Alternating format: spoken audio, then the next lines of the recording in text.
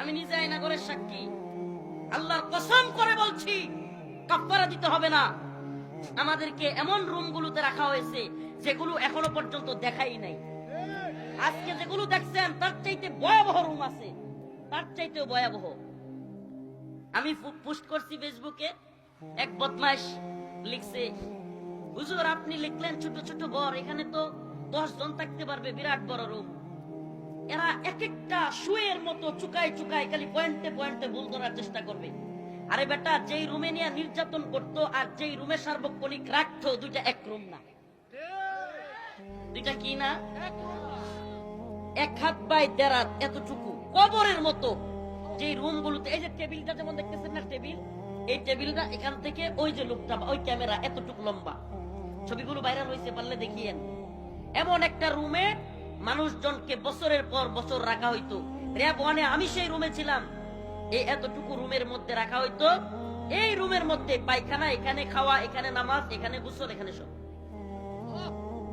কোনো পর্দা নাই। আপনি যেখানে পায়খানা করবেন কোনো পর্দা নাই, উঁচু কোনো ধরনের দেয়াল নাই, এখানেই এখানেই পায়খানা করতে হবে আপনাকে।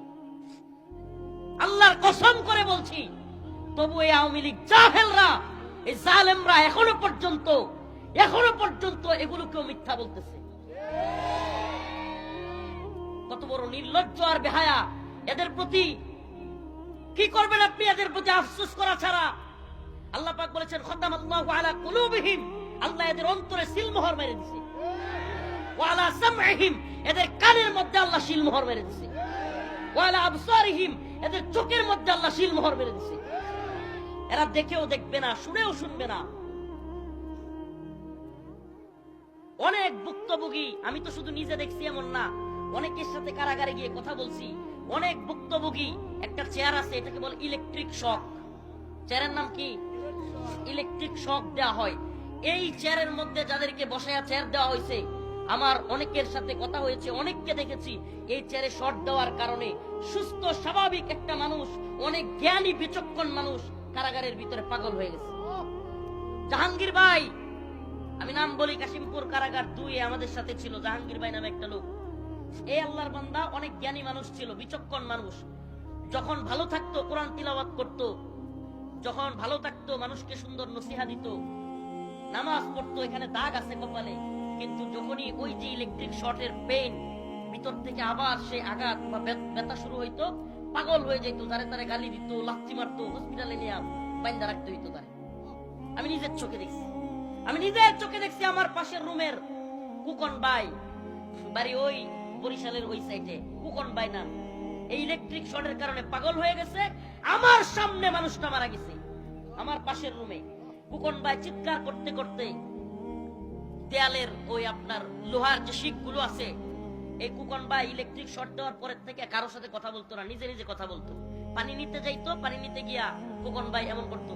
আমার সাথে কাশিমপুরে থাকা সবাই সাক্ষী, এমনকি একজন বড় সাক্ষী আছে, কয়েকদিন আগে 16 বছর পর তিনি মুক্তি পেয়েছে, আব্দুল সালাম পিন্টু আঙ্কেল, সাবেক বিএনপির মন্ত্রী, শিক্ষামন্ত্রী ছিলেন টাঙ্গাইলের। উনিও ছিলেন ওই পাশের রুমে। আমরা সাক্ষী, ওই কুকন ভাই কারোর সাথে কথা বলতো না, একা একা কথা বলতো। কুকন ভাই কি করতো জানেন? পানি আনতে গেলে বলতো, পানি আনছি, গেছি, খাইছি, এমন করতো সারাদিন। তারা নিয়ে সবাই মজাও করতো, মানে নিজে নিজেই কথা বলতো। পানি আনতে গেলে কাউকে ধরতে দিত না তার পানিতে।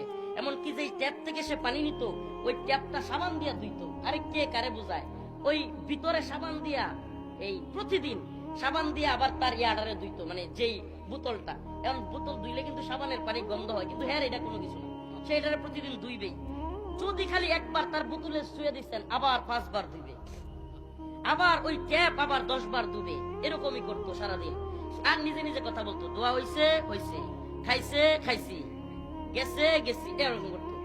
কয়েকদিন পর এই কুকন ভাই আমার পাশের রুমে, ওয়াল্লাহি আল্লাহর কসম, এই ইলেকট্রিক শর্টের কারণে, নির্যাতনের কারণে ওই লোকটা কেউ সাথে কথা বলতো না, কখনো তার রুমে কেউ যাইতে দিত না। কিন্তু তার এমন অবস্থা হয়েছে, এই রুমের ভিতরে দেয়ালের রড গুলো ধরে চিৎকার এমন করতেছিল। আমি পাশের রুম থেকে শুনতেছিলাম, কাঁপতেছে তার শরীর। জীবনে কোনোদিন কারোর সাথে কথা কয় না, কিন্তু ওই দিন ওই রাত্রে যেদিন মারা যায় খোকন ভাই, ওই দিন ডাকতেছিল চিৎকার করে করে, কাশিমপুর কারাগার 2, 60 সেল পূর্ব, রুম নাম্বার, আমার নাম্বার ছিল 39 নাম্বার রুম সহ বলতেছি, এই বদমাশগুলো, এই নির্লজ্জগুলো এরপরেও হাসিনা এবং আওয়ামী লীগের পক্ষে কথা বলবে, এরপরেও। কারণ এদের লজ্জা নাই, এরা বেহায়া, এরা নির্লজ্জ। আল্লাহ আমাদেরকে কি বলবো, আল্লাহ এদেরকে ফিরে আনুক, এদেরকে হেদায়েত দান করুক। নিজের চোখে দেখা অনেক ঘটনা যেগুলো আগে মনে নাই, আজকে আয়নাগর দেখে কলিজা ফাইটে যাচ্ছে। আজকে পোস্ট করছি, আমার অনেক পরিবারের অনেকেও আত্মীয় স্বজন আওয়ামী লীগ আছে, আজকে ফেসবুকে কষ্টে পোস্ট করছি, ওই দিনগুলোর কথা মনে পড়ে গেছে। হঠাৎ করে ওই নির্যাতনের ওই স্টাইল, ওইগুলো দেখা আমাকে ওই চেয়ারে বসানো হয়েছে। ওইগুলো দেখার পরে আজকে ফেসবুকে পোস্ট করলাম, আওয়ামী লীগ যারা করবে, এখনো পর্যন্ত ওই জালেমদের পক্ষ যারা নিবে, এখনো পর্যন্ত যারা এই গুম খুন গণহত্যা নির্যাতন নিপীড়ন, আলেমদের উপর জুলুম, আলেমদেরকে নির্যাতন করে ফাঁসি দিয়ে মেরে ফেলা, আলেমদের দাড়ি ধরে টেনে হিচড়ে নিয়ে যাওয়া, এত জুলুমের পরেও এদের আমি ব্যক্তিগতভাবে আমি সিদ্ধান্ত নিয়েছি এদেরকে বয়কট করা। সমাজে আমি বলি, আপনারা সামাজিক ভাবে এখনো পর্যন্ত তারা তওবা করে ফিরে আসবে না, এদেরকে সামাজিক ভাবে বয়কট করুন। এদের বিবাহ দিতে যাবেন না, এদের সাথে সন্তান বিয়ে দিবেন না, এদের জানাজায় পর্যন্ত শরীক হবেন না।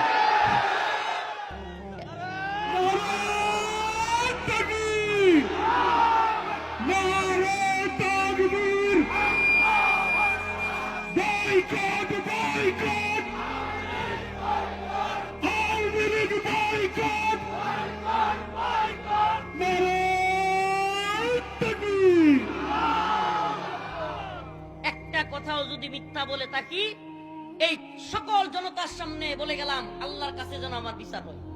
আর কি বলবো, আর কি বলবো? আল্লাহ, আপনি আমার বিচার করিয়েন যদি কোনো কথা মিথ্যা বলে থাকি। আমি নিজে একজন রাজ সাক্ষী, আমি নিজে ছিলাম, আমি নিজে ভুক্তভোগী। র‍্যাব 1 গুলো আরো নৃশংস। আমি চিৎকার করে করে পাশের রুম থেকে মানুষের আওয়াজ শুনতাম, কান্নার আওয়াজ, আমি নিজে শুনছি। আল্লাহি কসম, আল্লাহর কাফারা দিতে হবে।